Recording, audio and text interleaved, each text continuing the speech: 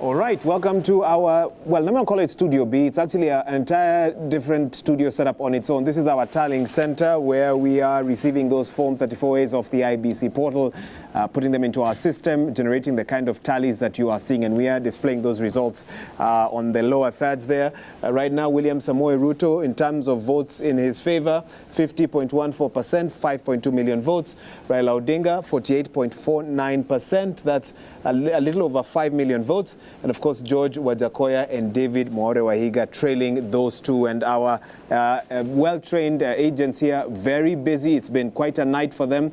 They've been receiving those forms as soon as they uploaded onto the IEBC portal and keying them into the system. Herculean task, if you think about 46,229 Form 34As, and they are now at 75% of polling stations that they've received that data from, and we anticipate that within the next couple of hours we could be in a place to really get a sense of where this race is leading to, and here we'll endeavor to keep crunching those numbers for you. But to quickly get an understanding of what his thoughts are on this election, let me introduce my guest right now who's here with me, Dr. Peter Mbai, a leadership and governance consultant. Thank you so much, sir, for making time for us this morning. Yeah, very well. Wonderful. Let me get a sense from you on this. The Constitution mandates the IEBC under Article 82 and also 84 as well, and 82, 84, to put into place an election that is simple, that is transparent, and if you go to 84, secure, accountable,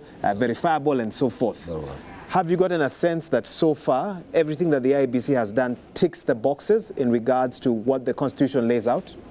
We are at a large level very impressed by what we have seen so far.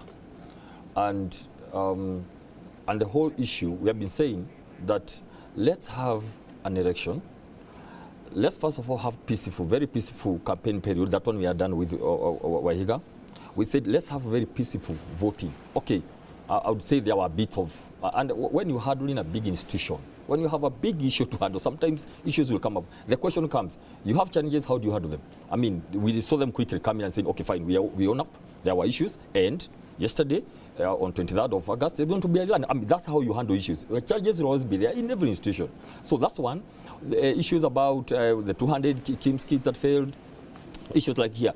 But over and above all that, Kenyans, we feel a bit of quite impressed by the speed. Now, the IEBC was a bit slow on communication in the beginning, a bit slow. But then we told them, look here, this is it, everything. So even if it's one, even if it's 4 or 5 times, even if you have to come back and repeat what you said 5 hours ago, just come and assure people that we are on course. And that's very, very important. It's all about transparency, accountability, and communication. So yes, to answer your question, are we there? We feel so far it's very comfortable. There's one thing that IEBC did, and that is very important. They said, look, this is not our thing. You're not going to throw us our thing, then you go and come and give you the results. Can we walk this journey together? And the whole issue, the whole magic about counting the presidential votes as the first ones, and number 2, the openness, that you can go yourself, anybody can access the form. It's a public document. Now, that gives a lot of confidence. It gives a lot of confidence to the people. And remember one thing we say, to be able to disallow or to avoid any party rejecting the results, make it as transparent as possible. Make it so open such that you'll be asked, where were you in the process? Remember the ruling of the Supreme Court, the process. I think for now, Chebukati and his team are like, let's do this process the way it's supposed to be done, so that at the end of the day, nobody will come back and say, well, we didn't know. Now, another thing, there were, between the 2 major, or rather the 4 presidential candidates, there was a time when they were disagreeing on whether to trust IEBC. Right? And we all made this call and we told the politicians, look, please don't come and tell us what is wrong with IEBC in the villages, in the public rallies, in the barrios. Kindly don't. We are not IEBC. Can you engage the referee? If there's something to engage, I mean, because we didn't have time to begin saying, okay, we don't like the IEBC. We don't have another IEBC. This is IEBC to do. That one came out very well. And one day we saw them, I mean, he called all of them for a meeting. They all agreed on a few things, how to go about all these kind of things. That we said, wow, when we saw everybody in one photograph, we said, wow, that is very good. So far, have all Kenyans, to a larger extent, all of us have agreed we have one referee. That is important, because if we don't trust the referee, then we don't trust the results. Number 2, we have gone through the peaceful voting. Where are we now? We are just at the point of counting and announcing the results and accepting the results. Do you trust the decision the referee has made this time around not to sort of tally and apportion percentages of results to presidential candidates of soft copies of Form 34A, which I believe is what they were trying to do last time? Yes. Because what it has done is that it has now left that work to civil society, to observers, to the media, and some are questioning what happens when all the results have come in. IEBC hasn't announced yet because they are waiting for physical Form 34As, but media houses are now already displaying 80%, 90% of results. What happens in that situation? Good. Now, two issues here. One very simple, another one very complicated or technical. Let me put it technical. Let me not use the word complicated. One, for the purpose of transparency, Wahiga, to remove, I don't want to call it tension, let me use the word anxiety. To remove the anxiety, you are told this is a public document. Although the law tells me as Chebukati, I have to wait and verify, you are free to go with the numbers. Now, the issue comes, and I'm happy because everybody in the polling station, be it an observer, media, civil society, come on, go and put up your own terrain, like what you are doing here. Now, you're asking, what will happen? This is what will happen. Once you are done. What do you anticipate? Because we could be done later today. Once you are done, that is what, this is what democracy is all about. Put the figures, we are following. Put the figures up there.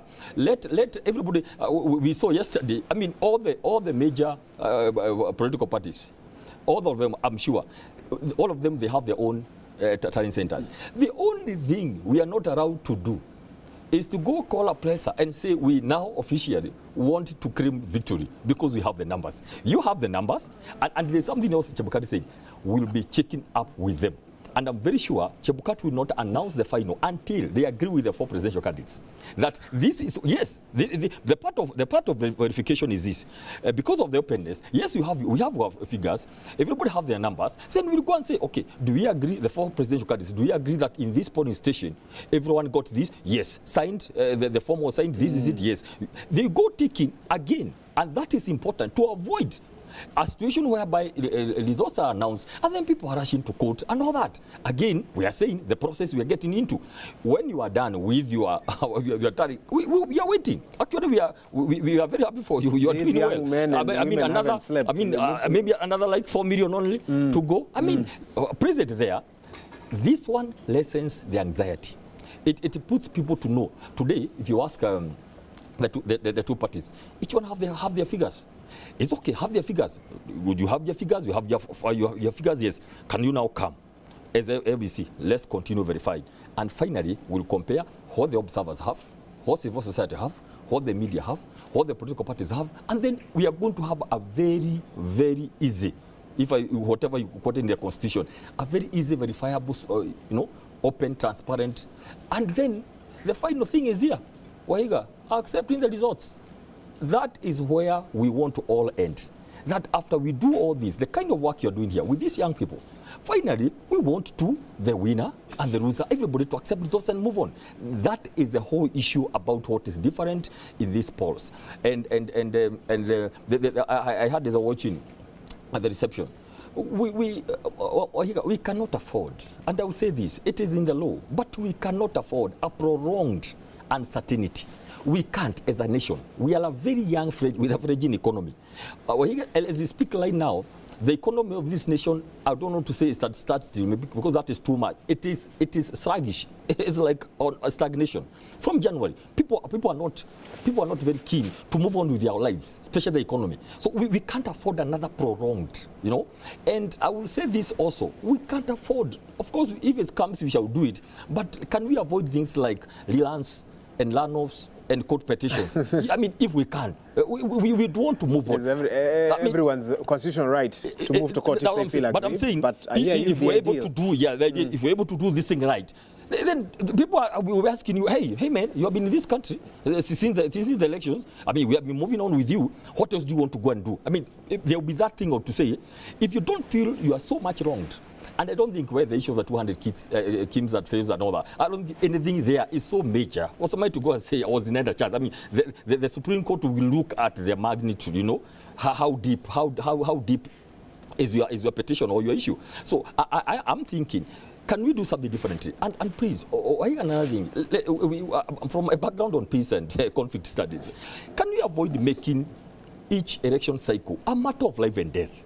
We want to look at a situation whereby you'll be saying there will be the second Tuesday of after even 5 years. Okay, that day I'll go vote in Nakuru, for example. Then move on, go to my business in Bungoma, or take a flight and go to Nairobi. As usual, right now everybody is like wait and see. It's not very good also for the economy. We want to make this so simple. If it can be done this way, in another one day, while what you cut the numbers I'm hearing, I mean the forms, I mean this physical thing, I mean this physical thing of moving. Well, they have helicopters or something. If it's somebody very far, they can fetch a few allows and put them into a plane and deliver them to Nairobi. That is where we need Chebukati to do, because yes, you have your numbers, but also unfortunately you may end up hearing Kenya Kwanza and Azimio, for example, each one they're saying we have 51+1.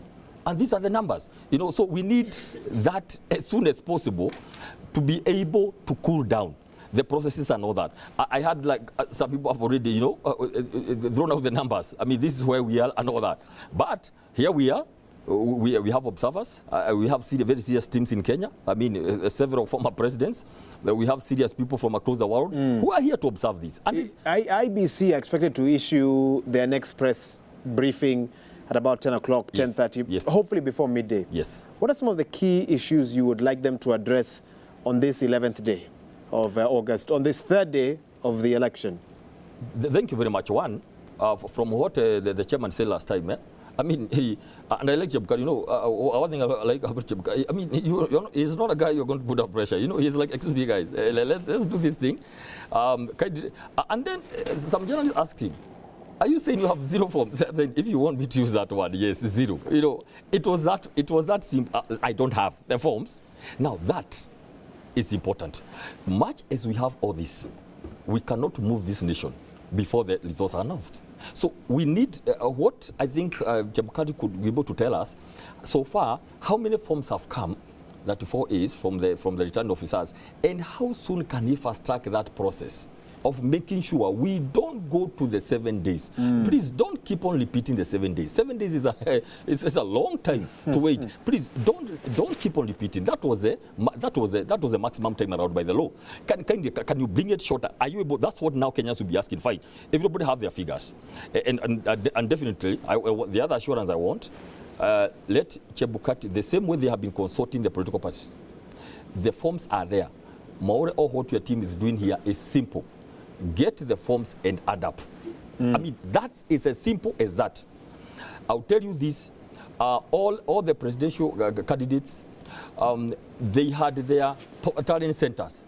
Now, imagine this, after the voting at 5, if there's a police station that had 200 or 300 people voting, for example, which are many across the country, we are saying by 6:30, we had begun already to see the results by around 6:30. So because it was had to be counted. So we are saying any organized major political party, by around 9 or 10, all their forms, the results were at the talent center. You can see already all of them. So you can imagine with that, people know. As we speak today, Wahiga, the political players out there, people know where they stand. So with that kind of advancement, therefore, you don't want again to stay for a whole 7 days waiting for confirmation of what you know. A lot of things happen, Wahiga, when there is this thing of already we know. There are people are thinking we have lost. Others thinking we could still catch up. Like now you heard some people say, oh no, there are some areas as Jakuja. There are some areas which is, remember those stories a long time ago of Nithi, that always come at the last minute. The great county of Tharaka-Nithi, yes. Tharaka-Nithi, that always comes at the last minute. But I told them, and please, it's good to clear that. There's nothing like Tharaka-Nithi this time.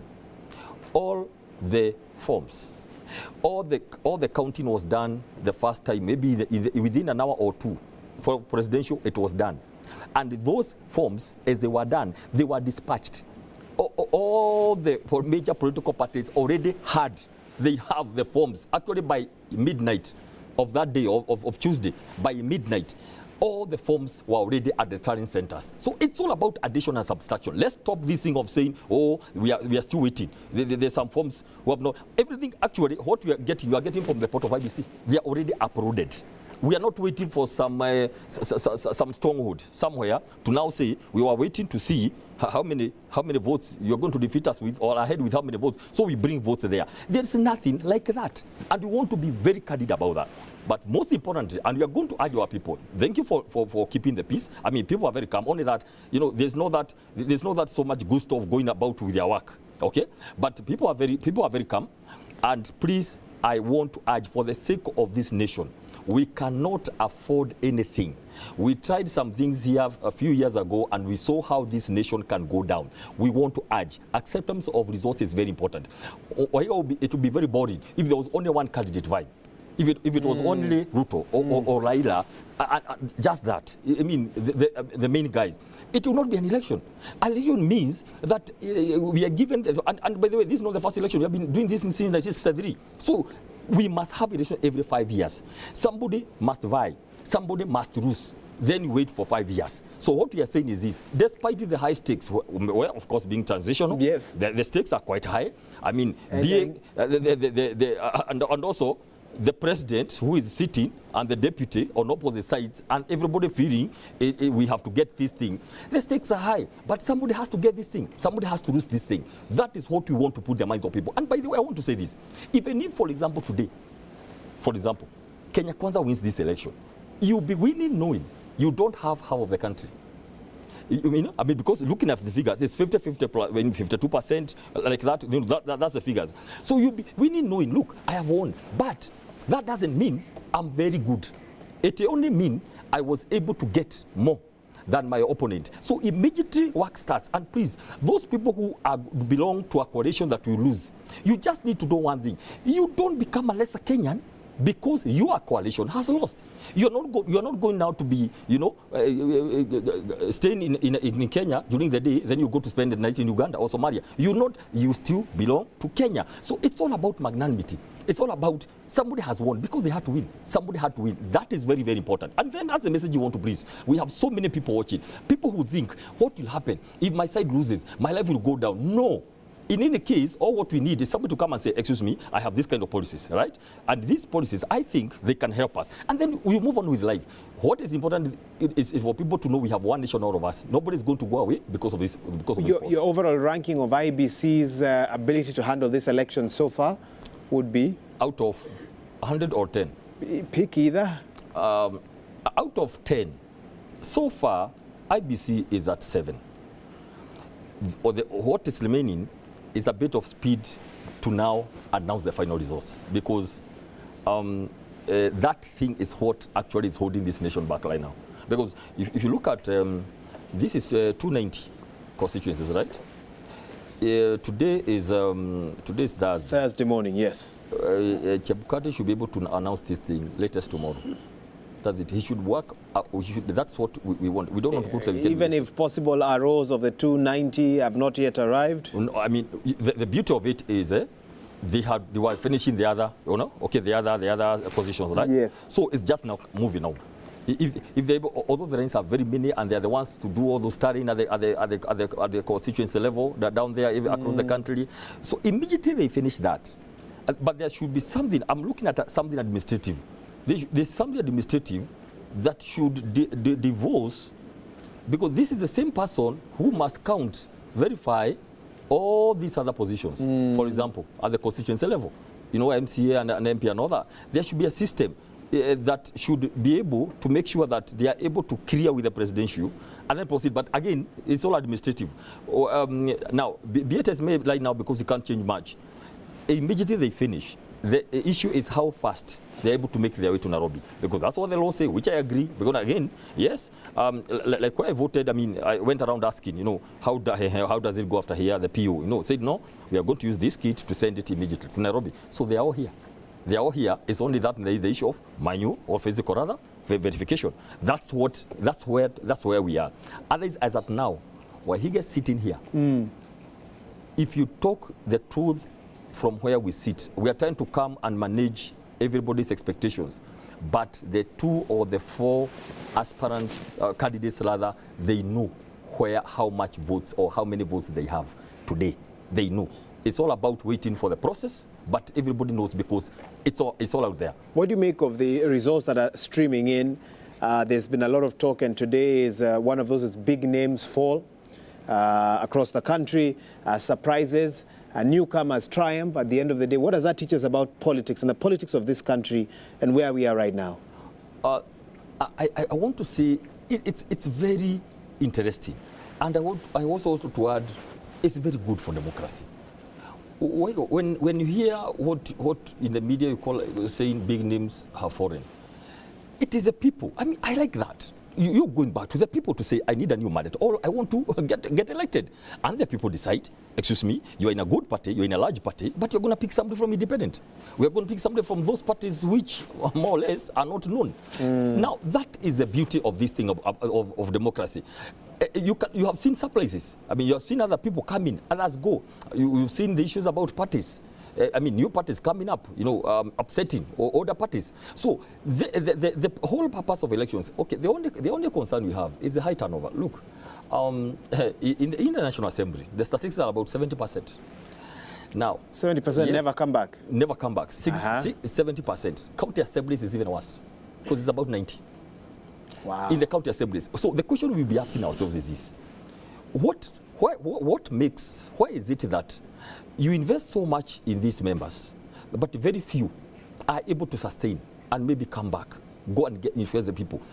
Are we long on expectations? Okay. Are we long on how we do things?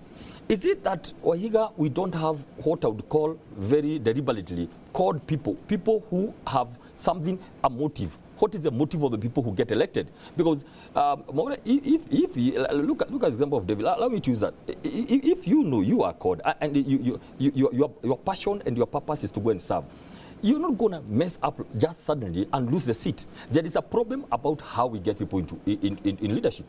The first thing about the qualities, people who have passion and all that. Then some people think this is business. Many people go to VAE because they think there is a lot of glamour.